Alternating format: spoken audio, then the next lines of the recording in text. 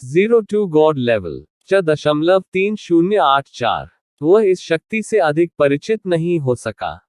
यह उनकी दोहरी पुतलियों की शक्ति थी। मुक्त होने पर ये दुनिया को छिन्न भिन्न कर सकता है। ये वह क्षमता थी जिस पर उसे गर्व था, लेकिन उसने कभी नहीं सोचा था कि एक दिन कोई उससे निपटने के लिए इस कदम का इस्तेमाल करेगा। हालांकि वह इस कदम से बहुत परिचित था, लेकिन उसके पास इसका मुकाबला करने का कोई रास्ता नहीं था क्योंकि यह उसकी अपनी चाल थी। इसका प्रतिकार करने का कोई उपाय सोचने की आवश्यकता नहीं थी। और अंततः एक दोष था। कहने की जरूरत नहीं है, उन्होंने महसूस किया कि दोहरे विद्यार्थियों के बारे में ये ज़िवेन की समझ उनसे कम नहीं थी। इसके अलावा ये ज़िवेन की ताकत उससे कहीं ज्यादा थी। इतना कि उसका सम्राट स्तर का शरीर शिष्य की शुद्ध शक्ति से टुकड़े टुकड़े हो गया था। जब वह अपने चरम पर था तब भी वह इतनी भयानक क्षमता हासिल नहीं कर सका। किसी सम्राट के भौतिक शरीर को सीधे फाड़ना असंभव था। अधिक से अधिक वह इस कदम का उपयोग केवल एक सम्राट की क्षमता को प्रतिबंधित करने के लिए ही कर सकता था। आखिरकार एक सम्राट का भौतिक शरीर दुनिया में सबसे शक्तिशाली कहा जाता था। शुद्ध नेत्र शक्ति से इसे तोड़ना असंभव था। मार्शल आर्ट की सहायता से ही दूसरे पक्ष को मारना संभव हो सकता है। और अब ये ज़िवेन ने सिर्फ आई पावर से उसे पूरी तरह से अलग कर दिया। हरी आंखों वाला सम्राट कल्पना भी नहीं कर सकता था कि ये ज़िवेन की कुशलताएं कितनी गहन थी। पफ! हरी आंखों वाले सम्राट का भौतिक शरीर सीधे टुकड़ों में फट गया और आकाश में खून बिखर गया। केवल एक झटके से हरी आंखों वाला सम्राट गंभीर रूप से घायल हो गया। हरी आंखों वाले सम्राट का फटा हुआ भौतिक शरीर शून्य में फिर से इकट्ठा होने की कोशिश करते हुए पागलों की तरह पीछे हट गया।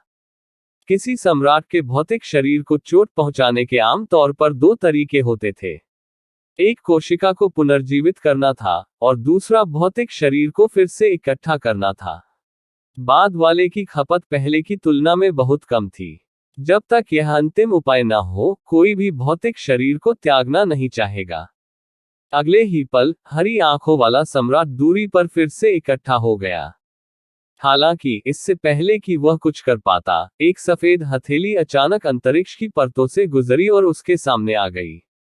ये कैसे संभव है? जब हरी आंखों वाले सम्राट ने इस हथेली को देखा, तो उसे तुरंत याद आया कि यह वही थी जब ये ज़िवेन ने उसकी आंखें खो दी थी। हालांकि इस हाथ की गति बहुत तेज थी। एक झटके के साथ उसने हरी आंखों वाले सम्राट की गर्दन को कसकर पकड़ लिया।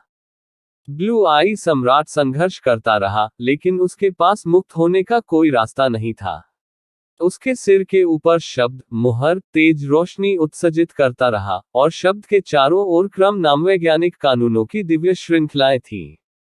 ब्लू आई सम्राट को दबाने के लिए स्वर्ग और पृथ्वी की शक्ति का उपयोग करते हुए प्रत्येक श्रृंखला स्वर्ग और पृथ्वी से जुड़ी हुई थी। हालांकि ये ज़िवेन ने सीलिंग के दांव का अध्ययन नहीं किया था, लेकिन सील शब्द के बारे में उनकी समझ पहले से ही इस दुनिया के अधिकांश लोगों से ऊपर थी। हालांकि यह अभी भी एक ही चाल में चौथे क्षेत्र के संप्रभु सम्राट को सील करने के लिए पर्याप्त नहीं था। ये सब स्वाभाविक रूप से स्वर्ग और पृथ्वी की शक्ति पर निर्भर था। एक माध्यम के रूप में स्वर्ग और पृथ्वी की शक्ति के साथ, चाहे नीली आंखों वाला सम्राट कितना भी शक्तिशाली क्यों न हो, वह स्वर्ग और पृथ्वी की शक्ति की तुलना में महत्वहीन लगता था। असंभव! क्या आप घायल नहीं हैं? ज़ेड आई सम्राट ने संघर्ष किया और दहाड़ लगाई। घायल? हा हा हा, क्या आपको लगता है कि कूड़े के वे दो टुकड़े मुझे चोट पहुंचा सकते हैं?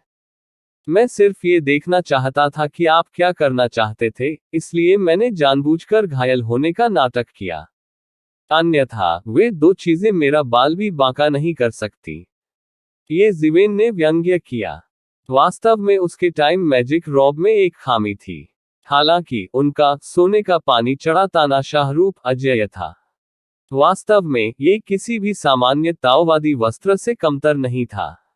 वास्तव में वह किसी नुकसानदेह स्थिति में पड़े बिना एक साधारण ताओवादी उपकरण का डटकर सामना कर सकता था।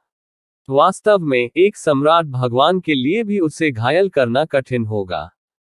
इसलिए ये कहने की आवश्यकता नहीं है कि इन दोनों प्राणियों को कुछ सम्राट लॉर्ड तकनीकों से मजबूत किया गया था।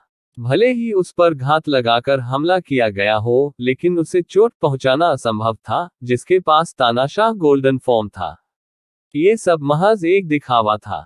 बात सिर्फ इतनी थी कि येज़िवेन को भी उम्मीद नहीं थी कि उसकी पीठ के पीछे ऐसी दुर्घटना होगी।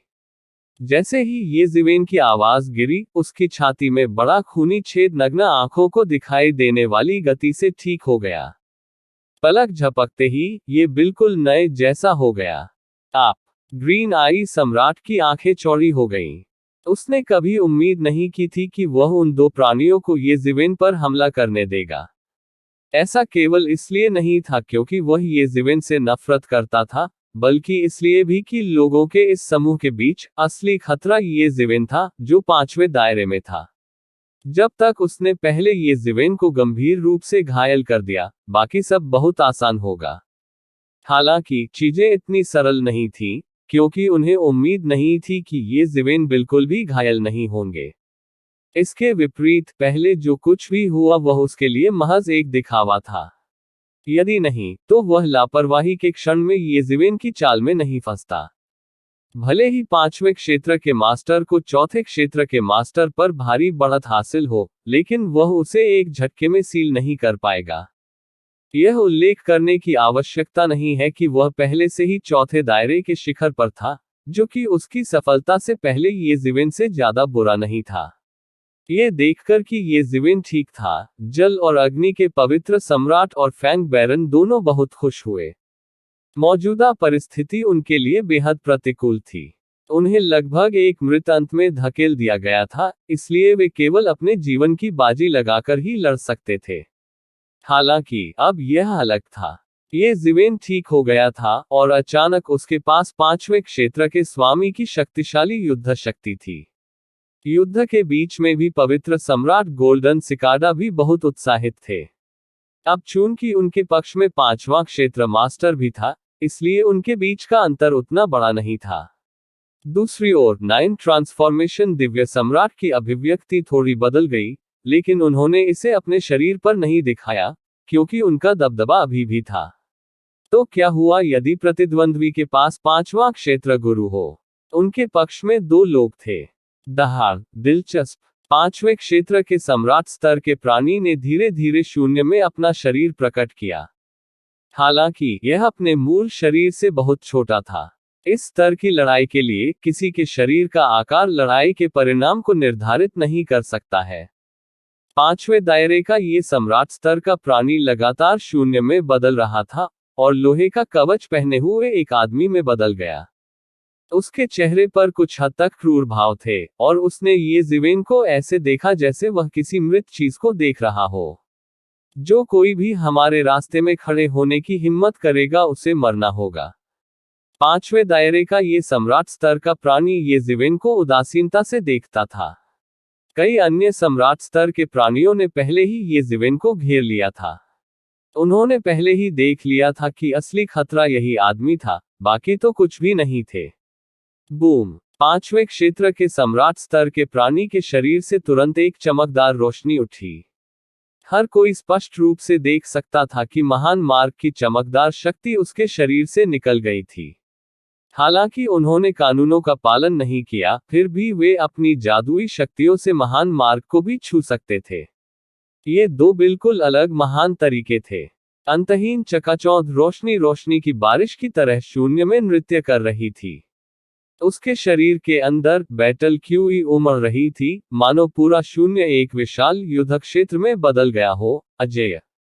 इस युद्ध क्षेत्र में वो युद्ध का एक अजेय देवता था। स्विश! 5वें दायरे के सम्राट स्तर के प्राणी की आकृति अचानक गायब हो गई। एक पल में पूरी दुनिया एक हिंसक अशांति में लग गई।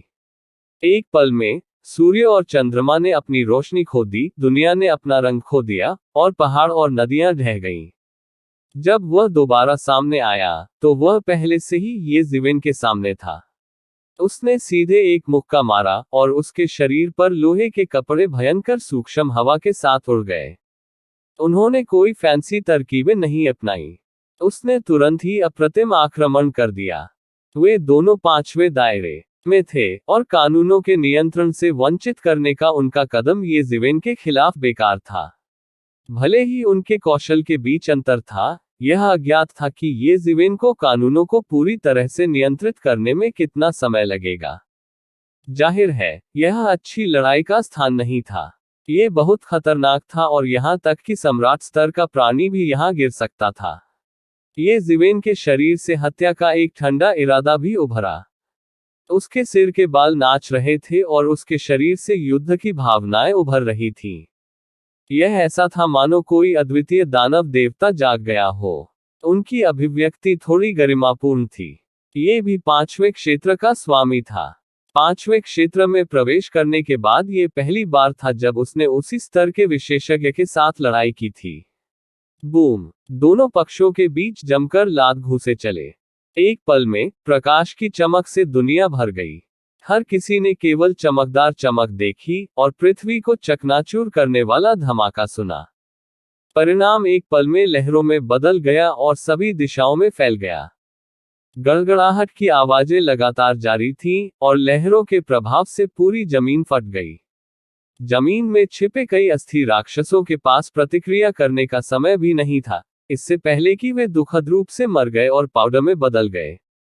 दोनों के बीच लड़ाई की ताकत गोल्डन सिकारा डिवाइन एम्परर और 9 ट्रांसफॉर्मेशन डिवाइन एम्परर के बीच की लड़ाई से भी अधिक थी।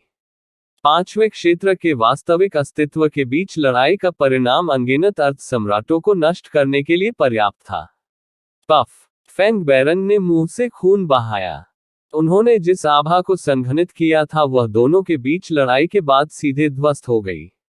वह बिल्कुल भी टिक नहीं सका। आखिरकार, उसने अपने पिछले जीवन के दांवफल का एक हिस्सा ही जबरन वापस बुलाया था। वह वास्तविक सम्राट स्तर का प्राणी नहीं था। ऐसी टक्कर में एक अर्थ सम्राट भी मर जाएगा। केवल सम्राट स्तर का प्राणी ही दृढ़ता से खड़ा रह सकता है। सौभाग्य से, जल और अग्नि के पवित्र सम्राट ने उसकी रक्षा की, और उन दोनों के बीच लड़ाई में उसे पूरी तरह से राख में बदलने से रोक दिया। साथ ही उनकी आंखें अतुलनीय सदमे से भर गईं। ये दोनों लोग सचमुच बहुत डरावने थे। 5वां क्षेत्र केवल 5वां क्षेत्र था। हालांकि केवल एक दायरे का अंतर था, ताकत में जमीन आसमान का अंतर था। यदि वह होता, तो उसके पास इन दोनों लोगों में से किसी के भी खिलाफ जीतने का कोई मौका नहीं होता। सौभाग्य से, उसके पक्ष में 5वें क्षेत्र का एक और विशेषज्ञ था। नहीं तो आज उसका बचना कठिन हो जाएगा। वे दोनों 5वें दायरे के निचले भाग में नहीं थे। उधर, कई अन्य सम्राट स्तर के प्राणियों ने आगे आने की हिम्मत नहीं की, क्योंकि वे अच्छी तरह जानते थे कि यह हस्तक्षेप करने का समय नहीं है। वे 5वें क्षेत्र के विशेषज्ञों के बीच लड़ाई में हस्तक्षेप नहीं कर सके जो अपनी चरम स्थिति में थे। Thump thump thump! दोनों पक्ष कुछ कदम पीछे हट गए। उनके शरीरों की उन्मादी टक्कर में वे लगभग समान रूप से मेल खाते थे। ये ज़िवेन ने अपने रक्त और क्यूई के उभार को शांत किया। उसने अपनी आंखें सिकोड़ ली। 5वें दायरे का ये सम्राट स्तर का प्राणी 9 परिवर्तनों वाले दिव्य सम्राट से अलग नहीं था। वे दोनों 5वें दायरे के मध्यवर्ती चरण में थे, जो ये ज़िवेन से भी बदतर नहीं था। इस लड़ाई को जल्दी खत्म करने का एक ही रास्ता था। उसके दिमाग में एक पागलपन भरा विचार घूम गया। इसी प्रकार के अपडेट्स लेते रहने के लिए हमारे चैनल ऑडियो बुक्स 108 को सब्सक्राइब करें और नोटिफिकेशन ऑन करें। धन्यवाद।